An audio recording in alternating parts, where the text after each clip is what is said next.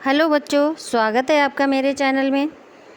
चलिए आज हम सूरदास जी के पद में दूसरा पद पढ़ेंगे। अवगत गति कछु कहत न आवे, ज्यों गूंगे मीठे फल को रस, अंतर्गत ही भावे, परम स्वाद सब ही सुनिरंतर, अमित तोष उपजावे, मन वाणी को अगम अगोचर, सो जाने जो पावे, रूप रेख गुण जाति जुगत बिन, निरालंब कित धावे, सब विद अगम विचार ही ताते, सूर सगुन पद गावे। चलिए आगे देखते हैं। इसमें अवगत कहते हैं अज्ञात या निराकार, गति माने होता है स्थिति या दशा, अंतर्गत माने हृदय में, परम स्वाद अलौकिक आनंद, अमित माने अत्यधिक, तोष माने संतोष।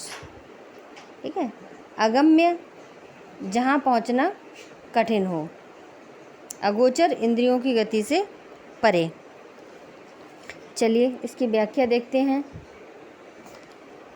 अवगत गति कछु कहत ना आवे, उस निराकार ब्रह्म के बारे में कुछ भी कहते नहीं बनता है, यानी कि हम उसकी व्याख्या नहीं कर सकते, उसके बारे में कुछ बता नहीं पाते हैं। कैसे? ज्यों गूंगे मीठे फल को रस, अंतर्गति भावे। ज्यों माने जिस प्रकार से, गूंगे कोई गूंगा व्यक्ति मीठे फल को खाता है और उसके रस का स्वाद अंदर ही अंदर अनुभव करता है, यानी अपने अंदर ही उसको अनुभव करता है, अपने हृदय में ही अनुभव करता है, उसको बता नहीं पाता है। परम स्वाद सब ही सु निरंतर, अमित तोष उपजावे। लेकिन उसका जो अलौकिक स्वाद होता है वो निरंतर सभी को संतोष प्रदान करता है ना। बता नहीं पाता है गूंगा व्यक्ति, लेकिन उसे संतुष्टि होती है, खुशी होती है। मन वाणी को अगम अगोचर, सो जाने जो पावे। जो मन और वाणी से अगोचर है, जिसे पाना कठिन है, उसको वही जान सकता है जो उसको पा लेगा, प्राप्त कर लेगा, है ना। रूप रेख गुण जाति जुगत बिन, निरालंब कित धावे। यानी जिसका ना कोई रूप है, ना रंग है, ना कोई जाति है और ना कोई आकार है, बिना किसी आश्रय के किधर धाएं, किधर दौड़ें। सबविध अगम विचार ही ताते, सूर सगुन पद गावे। सूरदास जी कहते हैं कि सभी प्रकार से हमने जान लिया है कि निराकार ब्रह्म को तो हम कहाँ तक उसको दौड़ रहे हैं, उसको कहाँ तक ढूंढेंगे, आधार ही नहीं है उसका कोई। तो निर्गुण ब्रह्म को अगम में मानकर, यानी कि उनको बहुत कठिन मानकर, मैं सगुण ब्रह्म की लीलाओं का वर्णन करता हूँ। चलिए एक बार फिर से इसकी व्याख्या देखते हैं। निराकार ब्रह्म की स्थिति का वर्णन नहीं किया जा सकता, अर्थात जो निराकार ब्रह्म है वह अनिर्वचनीय है।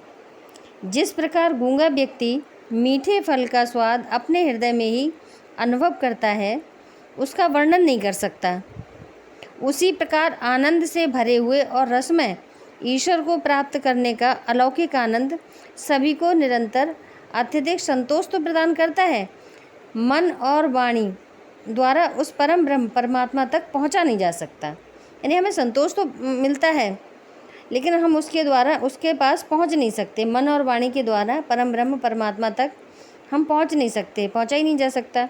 इंद्रियां भी उसको पाने में असमर्थ हैं। उसे वही जान सकता है जो उसे प्राप्त कर लेता है। उस निराकार ब्रह्म का ना तो कोई रूप है, न पहचान है, और न हमें उसके गुण का ही ज्ञान है। अतः बिना किसी आधार के कहाँ कहाँ दौड़ते रहें। अंत में सूरदास जी कहते हैं कि निर्गुण को सब प्रकार से अगम्य मानकर मैं सगुण ब्रह्मा की लीलाओं का वर्णन करता हूँ। चलिए काव्य सौंदर्य देखते हैं। निर्गुण ब्रह्म की उपासना की कठिनाइयों की भावात्मक अभिव्यक्ति करते हुए सगुण ब्रह्मा की उपासना को सरल बताया गया है। भाषा ब्रज है, रस शांत, गुण प्रसाद, अलंकार यमक, दृष्टांत, हेतु और अनुप्रास, छंद गेय पद। उम्मीद है बच्चों आपको ये पद समझ में आया होगा। अगर आपको और भी आगे हमारे पद देखने हैं, काव्य देखने हैं, तो प्लीज़ हमारे चैनल को सब्सक्राइब कीजिए, लाइक कीजिए। धन्यवाद।